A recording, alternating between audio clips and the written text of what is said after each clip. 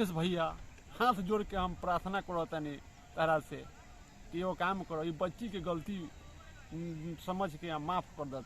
केकर बा जो अश्लील गायक गायिका बाड़ी सो गाना उना गावली सो तो जानबे करें अंतरा मंतरा कौन कौन संतरा आप तनिया पानिया झा आउ कौन कौन ओकरा के देख के बच्चिया बिगड़ गल बा, ओकरे के देख के इहो गाना गा देलक।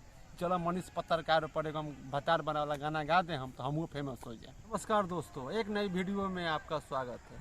दोस्तों आज हम बात करेंगे मनीष कश्यप जी के बारे में।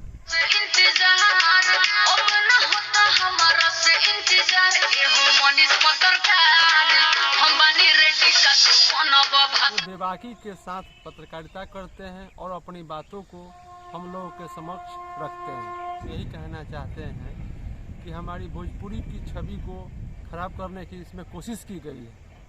मैं उस बच्ची से कहना चाहता हूँ, बच्ची का नाम है पूजा पांडे, जो मनीष पत्रकार को कहती है कि शायद भतार हमर बन जा।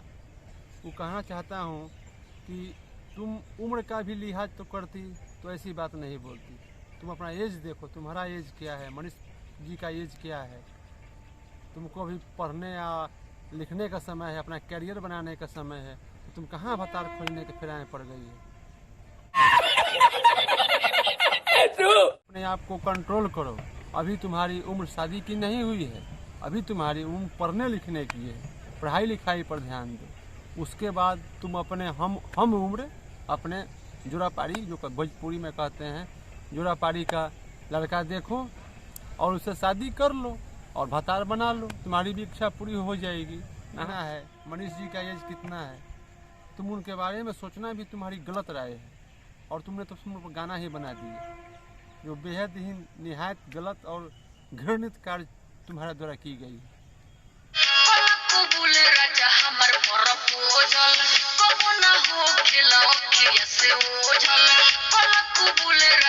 20 चक्कर में पढ़ना, अभी इस चक्कर में मत पढ़ो तुम, नहीं तो बर्बाद हो जाओगी।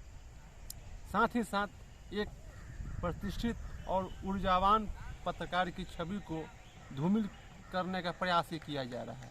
गाने के माध्यम से तुम्हारे द्वारा जो घृणित कार्य किया गया है, ये भोजपुरी समाज तुमको कभी माफ़ करेगा? इसके बारे में तुम कभी सोची हो? कभी माफ़ नहीं करोगी, कभी माफ़ नहीं करेगा भोजपुरी समाज तुमको। ऐसे ऐसे टूटपुजिए गायकों की वजह से ही हमारी भोजपुरी अश्लील होती जा रही है और अश्लील हो भी गई। यह फेमस होने के लिए मनीष पत्रकार को भतार बना रही है। यह फेमस होने के लिए कुछ भी कर सकती हैं ये लोग, जो सरासर गलत और निंदनीय कार्य। हर दूसरे तीसरे दिन हमारे भोजपुरी में, हर दूसरे तीसरे दिन हम देख रहे हैं हमारी भोजपुरी में कोई ना कोई विवाद होता ही रह रहा है। कभी न कभी कोई विवाद चालू है भोजपुरी में, विवाद थमने का नाम ही नहीं ले रहा है, ताकि लाइमलाइट में हम आ सके। विवाद जानते हैं किसी के जा रहा है कि हम विवाद करेंगे, लाइमलाइट में आएंगे, हमको लोग पहचानेगा, चाहे रास्ता अश्लीलता का ही क्यों ना हो, लेकिन विवाद करना है तो बर्बाद करेंगे, अश्लीलता में ही विवाद करेंगे।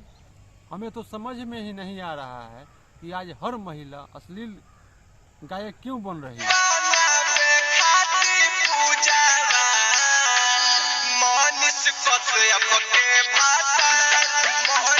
भोजपुरी की गायिका है शारदा सिंह, जानी मानी हस्ती हैं जिनका हर कोई इज्जत करता है, मान मर्यादा है, प्रतिष्ठा है। औरतों के मान सम्मान की कहाँ नहीं बढ़ाई हैं, कितना ऊंची मुकाम पर ले गई हैं। आज इनके सम्मान में हम सबका सर झुक जाता है। सम्मान की इतनी बड़ी शख्सियत हो चुकी है। ये भी तो एक महिला ही है ना, इनसे कम से कम देखकर तुम सीखती। चाहे जितने भी अश्लील गायक हैं, अंतरा मंत्रा जो भी हैं, तान्या वन्या, इनसे देखकर सीखो। ये कहाँ अश्लील गायक।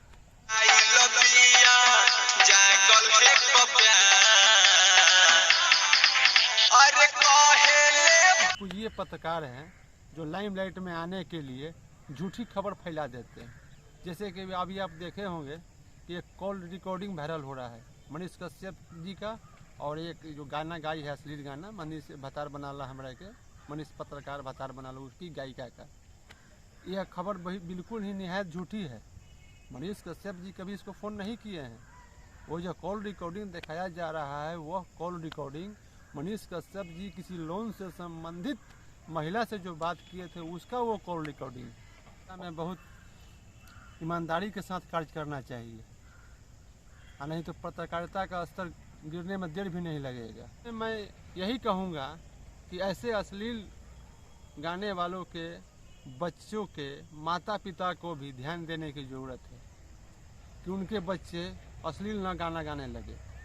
आप सभी भाई बहन माता पिता एवं समाज का कर्तव्य बनता है कि ऐसे अश्लील गायकों को गायकी बंद कराया जाए, समाज में ऐसी उत्पत्ति न हो पाए, इस पर ध्यान देने की ज़रूरत है। क्योंकि भोजपुरी हमारी भाषा है, भोजपुरी हमारी पहचान है और भोजपुरी पर ही हम लोग जिंदा हैं और भोजपुरी पर जिंदा रहेंगे। जय हिंद, जय बिहार।